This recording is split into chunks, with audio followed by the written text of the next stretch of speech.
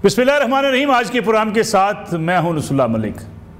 नाज़रीन, पाकिस्तान तहरीक इंसाफ के अंदर इख्तलाफात की खबरें सामने आती रहती हैं, लेकिन हालिया खबर बड़ी अहम है। शहरयार अफरीदी जो कि साबिक वफाकी वज़ीर भी हैं और रुकन कौमी असम्बली हैं, उन्होंने इस्तीफ़ा दिया कौमी असम्बली से। और ये कहा जा रहा है कि पार्टी के अंदर इख्तलाफात हैं और शहरयार अफरीदी को गिला है कि जिन्होंने पार्टी के लिए कुर्बानियाँ दी, जिन्होंने मारें खाई, जेलों में गए, वो नज़रअंदाज किए जा रहे हैं और जो पार्टी के वफादार नहीं हैं उन्हें पार्टी में ओहदे भी दिए जा रहे हैं और उन्हें आगे भी लाया जा रहा है। इस पर भी आज के प्रोग्राम में बात करेंगे। साथ ही जायज़ा लेंगे पाकिस्तान तहरीक इंसाफ ने जो अपने बानी चेयरमैन इमरान खान साहब के लिए जो एहतजाज किया, उनकी रिहाई के लिए जो एहतजाज की कॉल दी, चौथी बार ये कॉल दी गई, लेकिन इस बार भी शायद ज़्यादा लोग निकालने में तहरीक इंसाफ कामयाब ना हो सकी। ये कहा जाता है कि बड़ा क्रैकडाउन किया गया, पुलिस ने गिरफ्तारियाँ की, लोगों के खिलाफ मुकदमात बने, लेकिन इसके साथ साथ किसी पॉलिटिकल पार्टी के लिए अगर बड़ी तादाद में वो लोगों को सड़कों पर नहीं लेकर आती और ख़ास तौर पे जब वो दावेदार हो कि वो पाकिस्तान की सबसे पॉपुलर जमात है, तो क्या ये पीटीआई के लिए भी सोचने का मकाम है? ये भी आज के प्रोग्राम का मौजू होगा। इसके साथ साथ एक अहम खबर जो उमर अयूब साहब जो कि अपोजिशन लीडर हैं, उन्होंने सी पैक से मुतल्लक कई उन हालात में और उस रोज़ जब पाकिस्तान में चीन का एक अहम वफद आया हुआ था और एक अहम सी पैक पर मीटिंग हो रही थी, उन्होंने पाकिस्तान की इंटेलिजेंस एजेंसीज़ पर इल्ज़ाम लगाते हुए ये कहा कि इंटेलिजेंस एजेंसीज़ की नाकामी है कि लॉ एंड ऑर्डर की सूरत हाल बेहतर नहीं हो रही और जो पैसा खर्च किया जा रहा है इंटेलिजेंस एजेंसीज़ पर, यह बताया जाए कि ये कहाँ खर्च हो रहा है और साथ ही साथ ये मुतालबा भी किया कि फार्मेशन कमांडर्स की कॉन्फ्रेंस भी बुलाई जाए। खासा इस पर एक रद्द अमल सामने आया। ये कहा जा रहा है कि उस मौके पे जब ख़ास तौर पे पाकिस्तान के मुआशी मामलात को बेहतर करने के लिए चीन के साथ मामलात आगे बढ़ाए जा रहे हैं, चीन के वज़ीर पाकिस्तान आए हुए हैं, सी पैक पर पेशरफ्त हो रही है, इन हालात में एक जमात की तरफ से और अपोजिशन लीडर की तरफ से इस किस्म के बयानबाजी जो है, इस किस्म के बयानात वो मईशत के लिए किस हद तक ख़तरनाक हो सकते हैं, ये भी आज के प्रोग्राम का मौजू है। लेकिन सबसे पहले आपको लिए चलते हैं कोहाट, जहाँ पाकिस्तान तहरीक इंसाफ कोहाट के हमारे दोस्त शकील अफरीदी साहब हमारे साथ मौजूद हैं, बड़े करीबी हैं वो शहरयार अफरीदी साहब के। उनसे जानने की कोशिश करेंगे कि इस वक्त सूरत हाल है क्या। खबरें तो सामने आ रही हैं कि शहरयार अफरीदी नाराज़ हैं। क्यों नाराज़ हैं, क्यों इस्तीफ़ा दिया? बहुत बहुत शुक्रिया शहरयार अफरीदी आपको पुराने वक्त देने के लिए। ये बताइएगा कि हुआ क्या है, शहरयार अफरीदी क्यों नाराज़ हैं? कुछ इतलात आपके पास भी हैं, आपका रब्ता भी हुआ होगा अफरीदी साहब के साथ। क्या वो कहते हैं कि क्या पार्टी के अंदर इख्तलाफात हैं, उन्हें गिला किससे है? मलिक साहब, जैसे मुझे इस खबर का पता चला, मैंने शहरयार भाई से रब्ता किया है तो उससे मेरी खुद बात हुई। उसने कहा, मैंने कहा यार मैंने सुना है आप इस्तीफ़ा दे रहे, क्योंकि आज कौमी असम्बली का इजलास भी था, उसमें वो शरीक भी हुए, उसमें उसने तकरीर भी की, स्पीच भी की। तो उसने मुझे बोला कि इस्तीफ़ा दे नहीं रहा, बल्कि मैंने इस्तीफ़ा दे दिया। फिर मैंने उससे ये पूछा कि आपने इस्तीफ़ा क्यों दिया? तो उसने कहा कि यार बस पार्टी अपने इख्तिलाफात है, नए लोगों को आगे लाया जा रहा है, जिन लोगों ने कुर्बान, जैसा कि आपने भी कहा कि नए लोगों ने कुर्बानियाँ दी, हमने जेलें काटी, 4-5 माह में जेल में रहा हूँ, उसके बावजूद जो पार्टी के रहनुमा हैं वो हमें पूछते भी नहीं है। इतने अरसे में हर बंदा इमरान खान से महीने में 2-3 बार तो मिल भी लेता है और मैं 1 या 2 बार इमरान खान से मिला हूँ।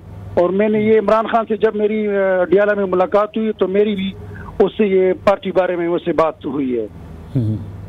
तो शकील अफरीदी साहब, ये कहा जा रहा है कि इस वक्त जो KPK की हुकूमत है उससे भी बाज़ पार्टी रहनुमा अली मोहम्मद खान साहब का जिक्र भी किया जाता है। इस किस्म की इतलात हैं। कोहाट के अंदर भी ये कहा जाता है कि पार्टी की जो हुकूमत है उसने कोहाट को भी नज़रअंदाज किया है। कोई ऐसी सूरत हाल है?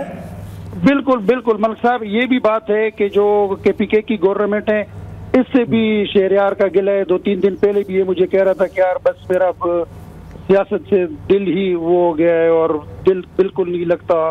लेकिन हमें ये उम्मीद नहीं थी कि इस्तीफा देगा। बहरहाल वो कहते हैं मैं बहुत सख्त दिल बर्दाश्त हो गया था, और क्योंकि इमरान खान से इस तरह तवातुर से उसका राब्ता भी नहीं होता ना, तो इस वजह से इस्तीफे के अलावा मेरे पास कोई दूसरा ऑप्शन नहीं था।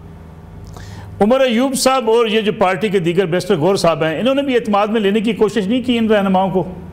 लाजमी बात है, शहरयार के इससे पहले भी आप बयानात आए हुए थे ना, मतलब कहीं भी रैली हो, एहतजाज हो, तो इसने टीवी टॉक शो में भी बरमला इजहार किया था कि भाई जो पार्टी के कुछ ऐसे रहनुमा है, मतलब अली मोहम्मद खान है, शानदाना गुलजार है, मैं हूँ, कुछ और भी रहनुमाओं के इन्हें नाम लिए, ठीक है, कहते यार हमें मतलब है कि नजरअंदाज कर रहे पार्टी में। और ये कहते बैरिस्टर गौर से भी हमारी मतलब मुलाकात होती रहती है, बात हुई है, और जो अपोजिशन लीडर है उससे भी मतलब है कि हमने बोला है, लेकिन उन्होंने कोई हमारी बात की कोई तवज्जो नहीं दी।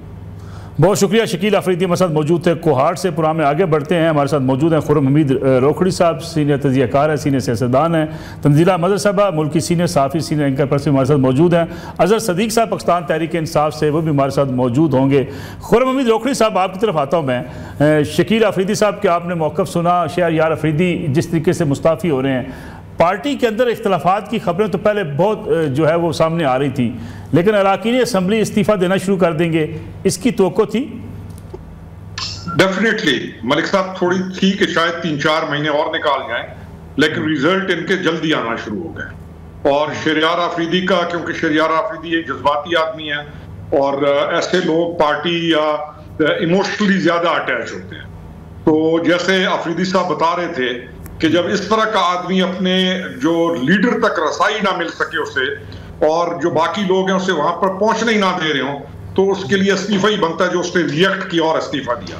तो this is the first thing. आगे आप देखते जाएंगे कि तमाम वो लोग जो इमोशनली अटैच थे, वो जब धक्के लगेंगे तो उनको समझ आती जाएगी कि वो कहां पे खड़े हुए हैं। ये आगाज है। जी सर। तंजीला, ये बताइएगा कि ये जो अक्सर हमने देखा कि कुछ लोग जो जेल में जाके मिलते हैं इमरान खान साहब से, वापस आके बयानात के तजादात सामने शुरू आना हो जाते हैं। शेर अफजल मरवत साहब मिल के आते थे, उनका कुछ और बयान होता था, फिर उसके बाद रऊफ हसन साहब के बयानात कुछ और आते थे।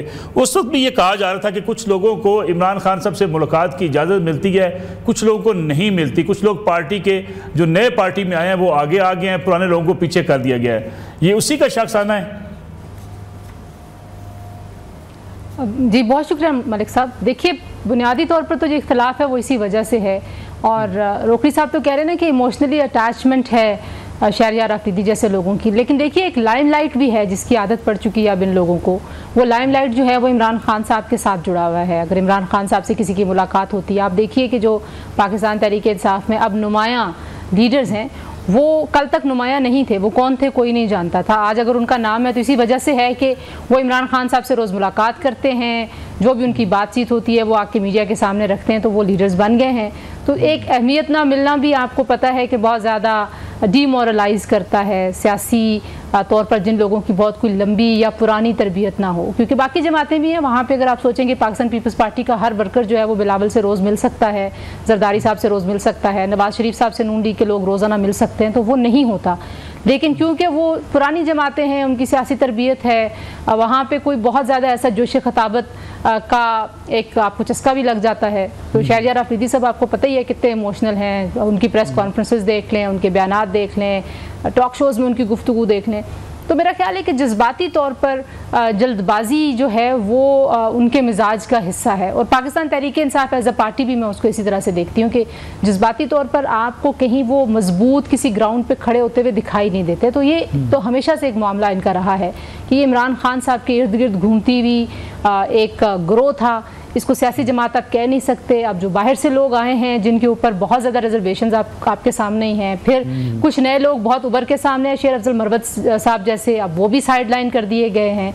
तो पार्टी के अंदर तो क्राइसिस है, बड़ा संगीन क्राइसिस है। आप ये देखिए कि बैरिस्टर गौहर साहब हूँ, लतीफ़ खोसा साहब हूँ, ये कहाँ से आए, कौन सी जमातों के लोग हैं। तो Pakistan Tehreek Insaf as a party मुझे नहीं पता कि कितने अरसे तक ये ग्राउंड होल्ड कर सकेगी अगर इमरान खान साहब बाहर नहीं आते।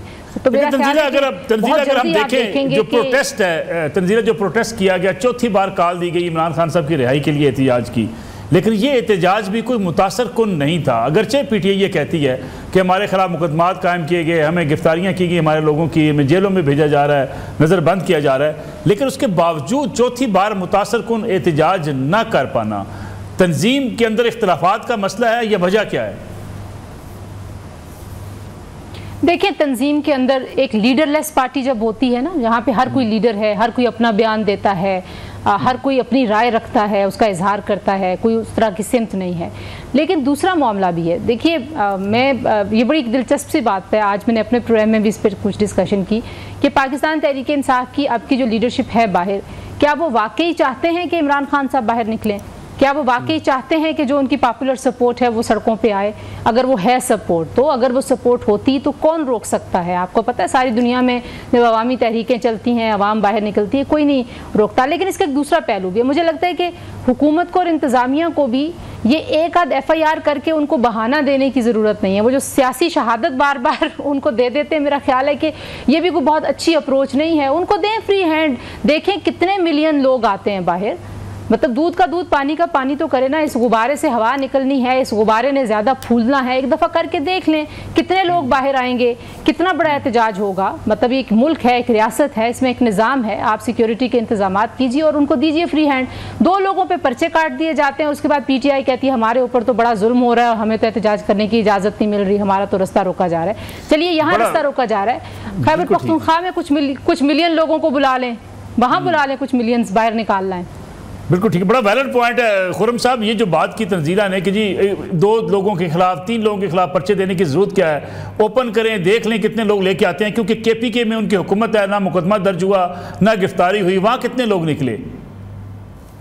देखिए मलिक साहब, एक और चीज भी ऐड कीजिए, ये पॉपुलिज्म की पार्टी है, ये स्टेटस को की पार्टी नहीं है। स्टेटस को के खिलाफ ये एक बहुत बड़ी मूवमेंट खड़ी की गई और पॉपुलिस्ट पार्टी को एक डेवलप हुई।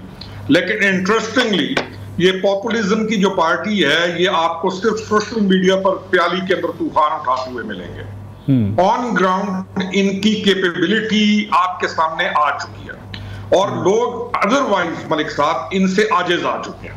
एक होता है ना सबकॉन्शियस में, उनको मालूम है कि ये फेल्ड ग्रुप है, लेकिन एक इन्होंने जो पॉपुलिस्ट फार्मूला के तहत इन्होंने कुछ इश्यूज ऐसे उठाए कि लोगों को जब लर्न कराया, वो इश्यूज ऐसे उठाए कि वो अभी तक लोग बैठ कर डिस्कशन वही करते रहते हैं, जैसे आदत हो गई है सोशल मीडिया पे लज्जतें उठानी, डिस्कशंस करना।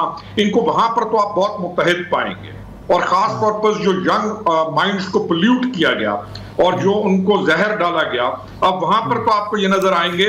लेकिन ऑन ग्राउंड निकल कर इस अपने लीडर की आजादी के लिए ये एक बहुत बड़ा आपके सामने कल का ये जो वाकया है जिसके अंदर इन्होंने बाहर आना था और मुकम्मल पार्टी फेल हुई है। मैं आता वापस आपकी तरफ खुर्रम रोकड़ी साहब। नहीं महदर पंजूथा साहब हमारे साथ मौजूद है। नहीं महदर पंजूथा साहब, 2 चीज़ें मैं आपके सामने रखना चाहूँगा। पहली बात तो ये है कि शहरयार अफरीदी साहब का इस्तीफ़ा, आखिर क्यों पार्टी के अंदर एक कौमी असम्बली इस्तीफ़ा दे रहे हैं? कहा जा रहा है, जैसे कि अभी शकील अफरीदी साहब हमारे साथ मौजूद थे, उन्होंने कहा कि पार्टी के अंदर इख्तलाफात हैं, नज़रअंदाज किया जा रहा है उन लोगों को जिन्होंने कुर्बानियाँ दी, और वो लोग जो पार्टी में नए आए थे वो पार्टी के अंदर ओहदे भी संभाल रहे हैं और उन्हें आगे भी लाया जा रहा है। मुल्तान की बात की जाए, मुल्तान से भी लोगों ने ख़त लिखा है कि तमाम ओहदे बांट दिए गए हैं, तमाम पुराने कारकुनों को पीछे कर दिया गया। एक लंबी फहरिस्त है मुल्तान की।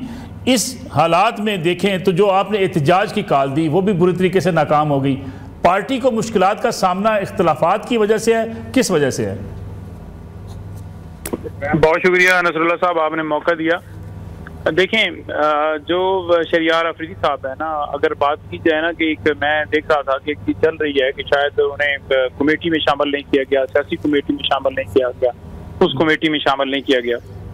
तो शहरयार अफरीदी साहब सबकी इंफॉर्मेशन के लिए कि वो इस वक्त भी जो स्ट्रेटजी ग्रुप की हमारी स्पोक्स पर्सन की कमेटी है उसमें भी शामिल हैं, और उसके अलावा कोर कमेटी जो है पाकिस्तान तहरीक इंसाफ की मेन जो है वो कोर कमेटी है उसमें शामिल हैं। उसके अलावा जो है अगर उनका कोई किसी के साथ इख्तलाफ है तो पार्टी के अंदर इख्तलाफात होते रहते हैं, लेकिन ऐसा मामला नहीं है कि वो इस्तीफा देंगे। इंशाल्लाह वो उनसे पार्टी अगर उनको कोई तहफ़्फ़ुज़ात हुए तो जरूर उस हवाले से उनके तहफ़्फ़ुज़ात दूर करके और उस मामले को सॉर्ट आउट किया जाएगा।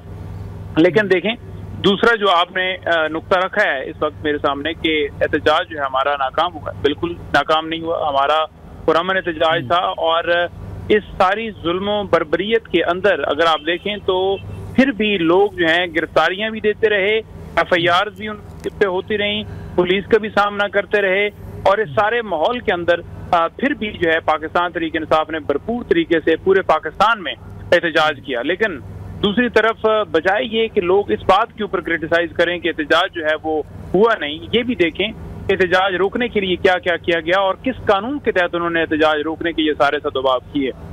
अगर आप देखें तो आईने पाकिस्तान हर शहरी को एक हक देता है पुरअमन एहतजाज का, और ये एहतजाज रोकने की सिर्फ रीजन ये थी कि इनकी जो धांधली है, जो इनकी चोरी है, जो इनका डाका है, उसके ऊपर पर्दा डाला जाए। और पर्दा डालने के लिए कि आवाज बंद की जाए, बोले नहीं, कोई साहब ही ना बोले, कोई आवाज ना उठाए, कोई बात ना करे, कोई झंडा ना उठाए, तो ये कदगन लगाई गई है। आप दूसरी तरफ देखें कि खैबर पख्तूनख्वा में हमारी हुकूमत है, कहीं पर आपने देखा हो कि किसी जगह के ऊपर पाकिस्तान तरीके इंसाफ की वहाँ हुकूमत है, किसी के ऊपर एक झूठा मुकदमा बनाया गया हो कि आप एहतजाज। लेकिन नईम साहब, वह आपकी हुकूमत है, ना मुकदमा दर्ज हुआ, ना गिरफ्तारी हुई, ना किसी ने एहतजाज से रोका, उसके बावजूद कोई बड़ा एहतजाज नहीं है। बड़ा जबरदस्त हर शहर में हुए हैं। आपने शायद वीडियोस आपकी तरफ वो भिजवाई गई होंगे जहाँ पर एहतजाज है, कुछ ऐसी जगह का दिखाया गया हो जहाँ पर अभी गैदरिंग हो रही हो। लेकिन ओवरऑल अगर आप देखें तो अली मीन गंडापुर साहब के हल्के में हुआ, हमारे मीना खान अफरीदी हैं, वो सदर हैं, उनके हल्के में हुआ। कमर्शियल ब्रेक ले लूँ, वापस आएंगे तो हमने उमर अयूब साहब ने जो बड़ी स्टेटमेंट दी, बड़ी अहम स्टेटमेंट है कि इंटेलिजेंस एजेंसीज पाकिस्तान की वो नाकाम हैं, ख़ास तौर पे उन हालात में जब आपसे चीन डिमांड कर रहा है कि पाकिस्तान में लॉ एंड ऑर्डर की सूरत हाल को बेहतर करें, CPEC की सिक्योरिटी को मजबूत से मजबूत किया जाए। इन हालात में अपोजिशन लीडर अगर कहें कि मुल्क के इदारे जो है वो नाकाम हैं, तो फिर सरमायाकारी के रास्ते में रुकावटें कैसे खड़ी हो सकती हैं, इस पर बात करेंगे ब्रेक के बाद। पुराने एक बार फिर खुशामदेद। खुर्रम रोकड़ी साहब, इस वक्त चीन ने जो मुतालबा किया है, पाकिस्तान में सियासी इस्तेहकाम का मुतालबा किया है, दूसरा कहा है कि लॉ एंड ऑर्डर की सूरत हाल को बेहतर किया जाए, क्योंकि CPEC पे जो उनके इंजीनियर्स काम करते हैं, जो उनके वर्कर्स काम करते हैं, कुछ ऐसे नाखुशगवार वाक़यात भी पेश आ चुके हैं। इन हालात में जब चीन का डेलीगेशन, एक हाई लेवल का डेलीगेशन पाकिस्तान में था, CPEC पे बातचीत हो रही थी, उस वक्त अपोजिशन लीडर उमर अयूब साहब ने एक स्टेटमेंट दी जिसमें कहा गया कि इंटेलिजेंस इदारे जो हैं वो नाकाम हैं, इनकी वजूहात का पता लगाने के लिए army chief formation commanders conference बुलाएं और उसमें जायजा लिया जाए कि हमारे इदारे नाकाम क्यों हुए हैं। हमारे इंटेलिजेंस के इदारे अगर नाकाम करार दिए जा रहे हैं मुल्क की एक बड़ी सियासी जमात की तरफ से, तो दीगर ममालिक हमारे ऊपर फिर क्या एतबार करेंगे। उमर अयूब को चाहिए था कि पीछे चला जाता, अपनी गवर्नमेंट का टाइम देखता, और उमर अयूब खान को उस वक्त पता चलता कि CPEC अथॉरिटी को PTI के दौर के अंदर ताहील कर दिया गया, खत्म कर दिया गया। और उमर अयूब को चाहिए था कि वो चाइनीज एम्बेसडर के उन बयानों को और उन कोशिशों को देखता जो मुराद सईद के बारे में चाइनीज एम्बेसडर और चाइना का कंसर्न था कि किसी तरीके से हमारी जान बचाओ इनसे, ताकि CPEC चल सके। ये CPEC की सबसे बड़ी दुश्मन जमात है। बात यह मलिक साहब कि CPEC का बहुत अच्छा prime minister of Pakistan, chief of army staff और मियां नवाज शरीफ के जो विजिट्स हैं वो CPEC के लिए और चाइना के अंदर ऑफिशियल विजिट्स बहुत आला हुए। उसके बाद इंडियन लॉबी ने, इंडिया की एक जो स्पेसिफिक लॉबी है जो इसके साथ काम करती है CPEC के खिलाफ, उन्होंने एक पूरी मूवमेंट चलाई अगेंस्ट पाकिस्तान, अगेंस्ट चाइना, और इस तमाम चीज को और उस तमाम मूवमेंट को PTI के तमाम ट्रोल्स, PTI का तमाम सोशल मीडिया और PTI की लो लेवल की जो लीडरशिप है वो सोशल मीडिया पे इन्होंने उस इंडियन मूवमेंट को भरपूर साथ दिया। अब हैरानगी किस बात पर है कि उमर अयूब जैसा आदमी जिसको मामलात का बड़े अच्छे तरीके से मालूम है कि कोर कमांडर कॉन्फ्रेंस क्या होती है, एजेंसीज क्या होती हैं, इंटेलिजेंस सर्विसेज क्या होती हैं, अगर उनका कोई सादा जैसा आदमी जैसे उनके पास बहुत सारे हैं जिसको कुछ पता ना हो वो बात करता, ठीक है।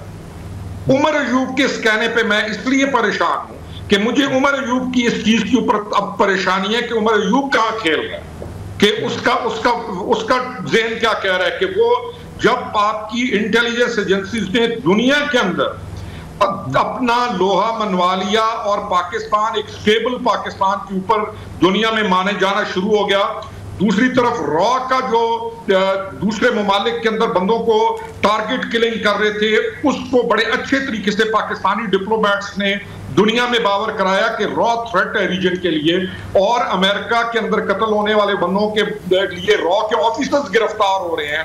उस मौके के ऊपर उमर अयूब अपनी इंटेलिजेंस एजेंसी को इस मौके के ऊपर क्या चाह रहे हैं इस चीज की समझ नहीं आ रही।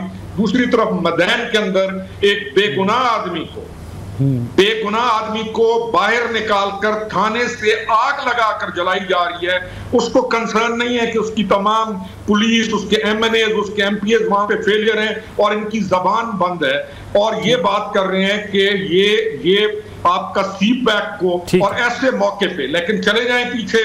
पहला जब प्राइम मिनिस्टर जब पहला विजिट था उनके चेयरमैन का चाइनीज का, उस वक्त धरना था। तमाम चीजें सी पैक को जब भी आप बूम में जाता हुआ देखेंगे तो इनके बयानात आपको सामने नजर आएंगे। लेकिन उमर अयूब के बयान ने मुझे वाकई परेशान किया है कि उमर अयूब क्या पॉपुलिस्ट वो जो बयानिया है उसके लिए अपने लीडर को खुश कर रहा है या खुद भी कहीं और लिंक हो गया है। वेरी वेरी कंसर्निंग कि इस मौके पे सी पैक के लिए Umar Ayub has come up with this यानी गैर संजीदा चीज के साथ। जी सर। ठीक है तंजीला, ये जो बयान है उमर अयूब साहब का, इसे गैर जिम्मेदाराना बयान कहा जाएगा, क्या कहा जाएगा? क्योंकि पीटीआई के जो मुखालफिन है वो कहते हैं जी कि जब भी मैशत के हवाले से कोई अच्छे फैसले होने लगते हैं उस वक्त पीटीआई इस किस्म के बयान जो है जानबूझ कर देती है ताकि मुल्क की इकानमी ना संभल सके, हुकूमत ना संभल सके। सऊदी अरब के मामलात हों, सऊदी अरब के मामलात पर भी जब बयानबाजी की गई पीटीआई की तरफ से, उस वक्त कहा गया कि सरमायाकारी जो सऊदी अरब से आ रही है उसको रुकवाने की एक कोशिश है। IMF को खत लिखे जा रहे हैं। उमर अयूब साहब का बयान बड़ा खतरनाक बयान भी, सच्ची बात तो ये है कि जब चीन डिमांड कर रहा है आपसे इंटेलिजेंस, बेहतरीन इंटेलिजेंस की, बेहतरीन लॉ एंड ऑर्डर की, उन हालात में ये कहना कि हम खतरात की जद में हैं और इंटेलिजेंस एजेंसीज बिलखुसूस ISI जो है उसका बजट भी में बताया जाए क्योंकि ये इदारे नाकाम हैं। देखिए, नीयत का हाल तो ज़ाहिर अल्लाह ताला की ज़ात जानती है, लेकिन टाइमिंग देखनी पड़ती है। जब सऊदी अरब का एक हाई लेवल डेलीगेशन यहाँ पे था तो सऊदी अरब के ख़िलाफ़ बयान आ गया। जब चाइना की हुकूमत के साथ एक, आपको पता है कल सी पैक के ऊपर बड़ी अहम एक डेलिब्रेशन थी, सियासी जमातें, मौलाना फजल रहमान साहब भी उसमें मौजूद थे। तो ऐसे में इस तरह का बयान देना, अगर टाइमिंग को देखें तो फिर आपको शुकूक व शुबहात होने लगते हैं।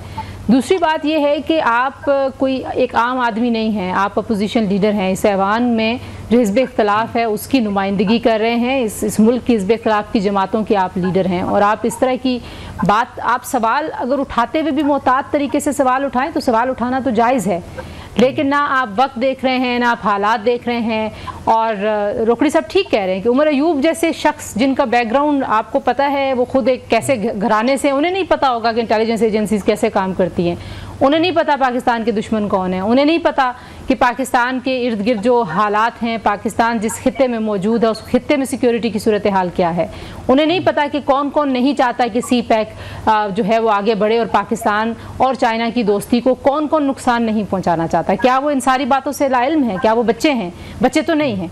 तो जाहिर है इस तरह की जो बयानबाजी है, मैं इसको पॉपुलिज्म का शिकार बयानबाजी नहीं समझती हूँ। मुझे ऐसे लगता है कि पाकिस्तान तहरीक इंसाफ का जो विज़न है सियासी तौर पर वो बहुत महदूद हो गया है। वो इमरान खान साहब की ज़ात से आगे ना सोचते हैं, ना उनमें सोचने की सलाहियत रही है, क्योंकि उनकी बका, उनकी सियासी जो रेलेवेंस है पूरे माहौल में वो यही है कि वो हर वक्त इमरान खान इमरान खान इमरान खान करते रहें। क्या बाकी जमातों के लीडर्स जेलों में नहीं रहे?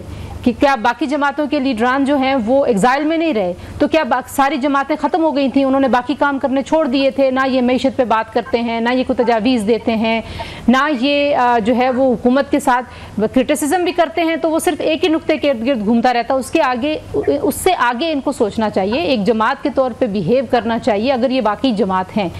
मेरा ख्याल है कि खतरनाक बयान भी है। नहीं महदर साहब, ये जो इस वक्त बयान है गौर अयूब साहब का, उमर अयूब साहब का, इस पे आप क्या कहेंगे कि ख़ास तौर पे इन हालात में इस किस्म के बयान की ज़रूरत थी? आप अपनी इंटेलिजेंस एजेंसीज पर तनकीद कर रहे हैं, दूसरी तरफ आपके इदारों की तारीफ चीन कर रहा है इन्वेस्टमेंट करने के हवाले से कि हमारी सिक्योरिटी बेहतर की गई है, मज़ीद बेहतर करने की ज़रूरत है। आपने अपने ही इदारों को नाकाम करार दे दिया। देखें, मैं बड़ी बहस जो है सारी को सुन रहा था गौर से, और अगर देखा जाए जो उन्होंने बात की है वो बात क्या गलत है कि अगर एक इदारा जो है वो खास तौर पर कोई भी, अगर फॉर एग्जांपल एक पंजाब पुलिस की बात कर लें, नैब की बात कर लें, वो अपनी ड्यूटी सही परफॉर्म नहीं करेगा या उसके बिहाफ पर कोई ड्यूटी परफॉर्म करनी है और सही तरीके से नहीं करेगा, तो कौन फिर सवाल करेगा? कौन फिर उन पे बात करेगा? कौन फिर उनसे पूछेगा? तो जवाब दे तो होना पड़ता है। डेफिनेटली फार्म 47 की हुकूमत है, उस हुकूमत के अंडर ही वो आते हैं ना, और हुकूमत को खुद चाहिए था कि वो बिल्कुल चेक करते हैं कि कितना बजट है, और ये भी देखते कि जो उनकी ड्यूटी है वो ड्यूटी परफॉर्म की जगह पर लोगों को अगवा करवा के या फार्म 47 के मुताबिक लोगों को जितवाना, छापे और सारी प्रेस कॉन्फ्रेंस और जजेस के घरों में कैमरे और ये सारे मामला, इस तरफ तवज्जो हटा के मेरा ख्याल में जो काम है उनका वो काम करना चाहिए, और यही बात उन्होंने की है। अब देखें ये बात करना कि पाकिस्तान तहरीक इंसाफ जो है वो जब भी सरमायाकारी की कोई बात होती है तो इन्होंने हमेशा जो है वो क्रिटिसाइज किया, ये किया, वो किया, IMF को खत किया। पहले दिन से मैंडेट के ऊपर जो डाका डाला गया है, IMF को जो खत लिखा गया उस हवाले से लिखा गया कि देखें कोई भी मुल्क जो है अगर कर्जा ले रहा है, IMF से कर्जा ले रहा है, तो वो इस वजह से ले रहा है ना कि मुल्क के अंदर आपके मुआशी इस्तेकाम आए। और मुआशी इस्तेकाम किस सूरत आ सकता है जब आपके मुल्क के अंदर जो है कानून ही ना हो, जब आपके मुल्क के अंदर रूल ऑफ लॉ ही ना हो, और ऐसी एक हुकूमत बिठाई गई हो जिसको अवाम ने मैंडेट ही नहीं दिया, जिन्होंने फैसले हमेशा, मैंने पहले भी गुजारिश की, सिर्फ जायदादें और सिर्फ उनका उन पे फोकस है। लेकिन नईम साहब 2018 में जब आपकी हुकूमत थी उस वक्त भी एतराज़ था PMLN को, पीपल्स पार्टी को, कि आप इस्टेब्लिशमेंट की मदद से हुकूमत में आए हैं, लेकिन किसी ने IMF को ना खत लिखा, ना किसी ने सिक्योरिटी इदारों की जो है एफिशिएंसी को ऐसे बुरा करार दिया, ना ही किसी ने मुतालबा किया कि ISI का बजट हमें बताया जाए। फिर आप हुकूमत में आ गए। मैं नईम साहब मुझे सवाल काइंडली कंप्लीट करने दें। आप हुकूमत में थे, आप वज़ीर आज़म थे, आप ISI का बजट उस वक्त मांगते, आज आप अपोजिशन में हैं। देखिए, मुझे आपके सवाल की समझ आ गई। मैं यही गुजारिश कर रहा हूँ कि उस वक्त भी पाकिस्तान तहरीक इंसाफ की सीटें जो है वो छीन कर जो है और जमातों को जी हरवाई गई। और अगर इनको किसी हल्के के ऊपर था कि ये हल्का जो है नवाज शरीफ साहब जीते थे और उनको हरवा दिया गया, या ये बंदा जीता था उसको हरवा दिया गया, तो मुझे बता दें ऑन रिकॉर्ड कि इन्होंने किसी हल्के का मुतालबा किया हो। यहाँ पर हम एक ब्रेक का वक्त हुआ है, कमर्शियल ब्रेक से वापस आते हैं। प्रोग्राम में एक बार फिर खुशामदीद। खुर्रम साहब, ये जो बयानात आते हैं बाज़ सियासतदानों के, जैसे आजकल बड़ा तस्करा हो रहा है, मोहम्मद ज़ुबैर साहब का बयान आ गया, आसिफ करमानी साहब बोल पड़े, PTI कहती है देखिए जी अब तो घर के लोग जो है वो इस किस्म की बातें कर रहे हैं। लेकिन यही बयानात किसी ज़माने में बाकी लोग जो इमरान खान साहब के करीबी थे वो दिया करते थे, उसको रिजेक्ट किया जाता था। ये सियासतदानों के साथ जो लोग जुड़े होते हैं, साथ रहते हुए बोलते नहीं हैं, बाद में बयानात देते हैं, उनकी कितनी अहमियत होती है? इनका पैमाना बड़ा मजेदार है। आग के लिए अगर 3 फुट है तो इनके अपने लिए वही पैमाना आधा फुट हो जाएगा।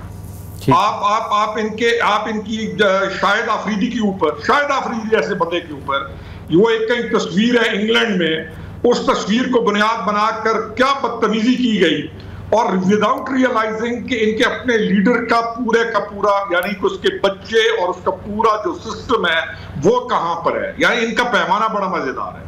ये हर एक को कहा करते थे कि गंदी मक्खी ना बनो, शहद की मक्खी बनो। ये इनका एक ट्रेंड डेवलप हो गया है कि ये एक्सप्लॉइट करने की पॉलिटिक्स पर आ गए हैं और इनके पास अपना नैरेटिव नहीं है। नईम साहब ने अभी कुछ बातें की इंटेलिजेंस एजेंसीज के बारे में, और मुझे अब ये कहूंगा क्योंकि ये हमारे नौजवान दोस्त हैं जिनको, जैसे मुझे अदालती बहुत सारी कार्रवाइयों का इल्म नहीं होगा, लेकिन उसके बावजूद मुझे शायद कुछ पता हो। इनको यकीन जानिए स्पेशलिस्ट नहीं है ये लोग, इनको किसी मौजू पर बात करते वक्त आइडिया ही नहीं होता कि इंटीरियर सिक्योरिटी क्या है, आपके बॉर्डर थ्रेट्स क्या हैं, आप एक स्ट्रॉन्ग पॉलिटिकल गवर्नमेंट है, आपकी इंटेलिजेंस एजेंसीज का रोल क्या है with in Pakistan, outside Pakistan, borders पे। आपने गौर किया होगा इन्होंने कहा जी कैमरे लगा देते हैं। यानी इनसे ऐसे सवाल मैं तो ये कहूंगा किया ना कीजिए, या इनमें से किसी ऐसे आदमी को बुलाइए जिसको ये आइडिया हो कि जियो स्ट्रेटेजिकल पोजीशन, लोकेशन और हालात क्या हैं। जी हैं, दोस्त हैं। लॉ के बारे में, ये शायद लॉ के बारे में जैसे हमें ना मालूम हो, मुझे नहीं मालूम होगा कि एक कैसे जाकर अपने उस केस को परस्यू करना है और मुझे पैसे दे के वकील करना पड़ेगा, नेचुरल चीज है। तो इन पॉइंट्स के ऊपर इनकी ये जो बातें हैं सुन के अफसोस इसलिए होता है कि पाकिस्तान इस मौके पे, इस टाइम पर आपकी इन एजेंसीज, आपकी इन अफवाज पाकिस्तान और इनकी वजह से आप इस वक्त एक स्टेबल मुल्क हैं, बावजूद के आपके दाएं बाएं कितने शदीद क्राइसिस हैं, और आपने दोबारा पाकिस्तान को एक बेहतर सूरत हाल की तरफ लेकर जाना शुरू कर दिया। और ऐसे मौकों पे जब पूरी दुनिया की नजरें आप पर हैं, आप शुरू हो जाते हैं। सऊदीया आ रहा हो तो आप सऊदीया के खिलाफ बयान, चाइना आ रहा हो तो आप अपनी एजेंसीज के ऊपर बात करना शुरू कर दें। मुझे नहीं समझ आ रही कि इनको असल में फीड कहां से किया जाता है, कौन इनको ये नैरेटिव देता है। ठीक है, मैं इस पे रिप्लाई लेता हूं। खुर्रम साहब, प्रोग्राम का वक्त बिल्कुल खत्म हो गया। तंजीला अहमद साहबा, क्विकली आप इस पे रिस्पॉन्ड कर दें कि ये जो हमारे सीनियर सियासतदान होते हैं, जब पार्टी रहनुमाओं के साथ होते हैं, तर्जमान भी होते हैं, कहा जाता है जी कि बस ये उस वक्त पार्टी के साथ बड़े अहम किरदार अदा कर रहे हैं, पार्टी से निकलते हैं, अपनी लीडरशिप के खिलाफ बयानबाजी करते हैं। PTI से निकले तो वो कहते हैं जी कि ये झूठ बोल रहा है, लेकिन PMLN से निकले कहते हैं सच बोल रहा है, कार्रवाई होनी चाहिए। यहाँ सबके अपने अपने सच हैं और सब अपने अपने सच के हिसाब से चीज़ों को देखते हैं, लेकिन मेरा ख्याल है कि हमारे यहाँ जो अखलाकी अक़दार हैं सियासत में वो ज़रा कम होती चली जा रही हैं। अच्छी बात है कि सियासी जमातों के अंदर जमहूरियत होनी चाहिए, सियासी जमातों के अंदर इख्तिलाफ़ राय का हक़ होना चाहिए और सियासी जमातों में रहते हुए अपने एतराज़ात को एक दफ़ा या दो दफ़ा तो फोरम्स पे उठाना चाहिए, फिर उसके बाद आप पब्लिकली भी बात करेंगे तो लोगों को पता होगा कि ये एतराज़ात आपने पहले भी उठाए हैं। तो मेरा ख्याल है कि हम जो बात हो रही है उससे ज़्यादा इस बहस में उलझ जाते हैं कि ये बात कौन कर रहा है और क्यों कर रहा है। तो मेरा ख्याल है कि सारी जमातों को अपनी अपनी सेल्फ इंस्पेक्शन की ज़रूरत है और पाकिस्तान तहरीक इंसाफ का क्राइसिस ज़ाहिर है बाकी जमातों से ज़रा ज़्यादा है, क्योंकि इनकी जो इस वक्त जितने भी करता धरता हैं वो सब नए लोग हैं और इस जमात के अंदर का बहरान जो है वो शदीद है। तो हमारे यहाँ ये बड़ा अच्छा मौका होता है कि जब आप भी अपने किसी साथी के खिलाफ बात करेंगे ना तो ये आपको पता ही है कि उसके ऊपर कैसे रिस्पॉन्ड किया जाएगा। तो ये सब अपनी अपनी सियासी रेलेवेंस की लड़ाई लड़ रहे हैं। मेरा ख्याल है ज़ुबैर साहब की जो गुफ्तगू है आज, आपको पता है PTI ने कहा जी कि अगर इसको हम सोचें कि ये एतराफ़ी बयान है और इसके ऊपर तो कमीशन बन जाना चाहिए, हर बात पे कमीशन बनाना चाहते हैं, तो इनको फिर वो तमाम बातें जो फिरदौस आशिक अवान ने की, जो खुर्रम हमीद रोकड़ी साहब जो PTI छोड़े थे, जो इन्होंने की, फिर सब बातों के ऊपर कमीशन बना दें, फिर बताएं कि इमरान खान साहब के फैसले कौन कर रहा था। तो ये मतलब एक अजीब सी सियासत है। मेरा ख्याल है कि इस पे तो ज्यादा बहस भी नहीं करनी चाहिए। जब दोबारा इन लोगों को मौका मिलेगा देखेंगे ये कौन से तीर मारते हैं। नईम साहब, इस पे आप भी कमेंट कर दें कि अगर आपका कोई दोस्त साथी छोड़कर जाए तो उसके इल्जामात झूठे, PMLN से छोड़ के जाए तो उस पर कमीशन बनना चाहिए, ये तो एतराफ़ी बयान सामने आ गया। इस किस्म के बयान आपके आते हैं? जी देखिए, मैं सुन रहा था सारी बहस की। अब जो बात है कमीशन की, कमीशन के ऊपर अगर इतना एतराज आ रहा है तो कमीशन के ऊपर क्यों एतराज आ रहा है? कोई भी अगर बयान आता है, कोई भी अगर मामला आता है, देखिए ना 8 फरवरी के हवाले से जुडिशल कमीशन ये कहना कि मुल्क के अंदर धांधली हुई है और एक ऐसी हुकूमत को बना दिया गया है जिसको अवाम ने मुंतखब भी नहीं किया, तो उसके ऊपर क्या कोई जुर्म है? और 9 मई जिसकी पादाश में पाकिस्तान तहरीक इंसाफ के ऊपर जो जुल्म जबर किया गया, हर वर्कर उठाए गए, घरों में चापे गिरफ्तारी सब कुछ हुआ, उसके ऊपर अगर जुडिशल कमीशन हम कह रहे हैं तो क्या वो गलत है? लेकिन कुछ आपके रहनुमा भी जो आपको छोड़ के जाते हैं, आप पे बड़े संगीन इल्जाम लगाते हैं। पर मुल्क के अंदर इंसाफ नहीं हो रहा। अगर हमारा एक जस्टिस सिस्टम जो है वो बेहतरीन होता और हमारी जो जुडिशल सिस्टम है वो 138 या 40 या जिस नंबर पर भी है उस नंबर पर ना होता तो फिर तो आप कहते हैं कि बिल्कुल एक्यूरेट हर चीज चल रही है। यहाँ पर तो जजेस को मजबूर किया जा रहा है फैसले लेने के लिए, उनके घरों में कैमरे लगाए जा रहे हैं, उनको हिरासत किया जा रहा है, सारा कुछ किया जा रहा है। वो सारे माहौल कि इमरान खान साहब के बयान के ऊपर भी कमीशन बना दे कि सारे काम में बाजवा साहब के कहने पे कर रहा था, जो है वो कौम का इंटरेस्ट इन्वॉल्व हो तो ठीक, और उसकी हम बल्कि हर एक को तायद करनी चाहिए। और मैं बड़ा एहतराम करता हूँ कि न्याजी साहब का, लेकिन देखें आज हसन न्याजी के लिए हम आवाज उठा रहे हैं। आज उसका मिलिट्री ट्रायल जिस तरह उसे रखा गया, जैसे उसे लेकर गया, जैसे हैदराबाद के नौकर उतारे गए, जैसे उनके ऊपर तशद्दुद किया गया, हम तो आवाज उठा रहे हैं उनके लिए। और जहाँ पर दूसरी अदालतें मौजूद हैं वहाँ पर मिलिट्री ट्रायल चल रहा है, अगर उसको भी वो कहते हैं कि ठीक है तो फिर मेरा ख्याल में मसला ही खत्म हो गया। फिर बात नईम साहब प्रोग्राम का चूंकि वक्त खत्म हो गया, बहुत शुक्रिया नईम हैदर पंजोथा साहब, तंजीला मजहर साहबा, खुर्रम हमीद रोकड़ी साहब और शकीर अफरीदी साहब हमारे साथ मौजूद थे। नाज़रीन, आज का प्रोग्राम था, इंशाल्लाह कल आपकी खिदमत में दोबारा हाजिर होंगे। इजाज़त दीजिए, अल्लाह हाफ़िज़।